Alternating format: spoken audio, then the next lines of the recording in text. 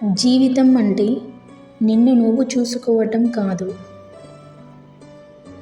నిన్ను నువ్వు రూపొందించుకోవటం. అర్థరహితమైన మాటల కన్నా అర్థవంతమైన నిశ్శబ్దం చాలా గొప్పది. విజయం సాధించే ముందు ఏ శబ్దం చేయకు. నీ విజయమే ఈ ప్రపంచానికి పెద్ద శబ్దమై వినిపిస్తుంది. ఆత్మవిశ్వాసం లేకపోవటం అపజయాలకు ముఖ్య కారణం. లేని దాని కోసం ఆశిస్తూ ఉన్నదాన్ని పోగొట్టుకోకు. ఏ పనిలోనైనా సరే నువ్వు ప్రయత్నం ఆపనంత వరకు ఓడిపోనట్లే. నువ్వు ఎంచుకున్న దారి భిన్నంగా ఉండవచ్చు, కానీ దాని అర్థం నువ్వు తప్పు చేస్తున్నావని కాదు. కాలం విలువని గ్రహించని వాడు జీవితపు విలువని అర్థం చేసుకోలేడు.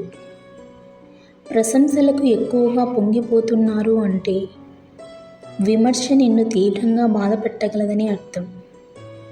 జీవితాన్ని అర్థం చేసుకోవడానికి ప్రయత్నించండి, ఎందుకంటే అది మళ్ళీ తిరిగి రాదు. మీ లక్ష్యాన్ని చేరుకోవటానికి మీ దారిని మీరే ఏర్పరచుకోవాలి. ఇతరుల సహాయం కొరకు ఆశిస్తే మీకు చివరికి నిరాశే మిగులుతుంది. ఎదురు దెబ్బ తగిలినప్పుడు తొందరపడకు, కాసేపు ఆగి ఆలోచించు. జీవితం నీకేదో నేర్పించడానికి ప్రయత్నిస్తుందని గ్రహించు.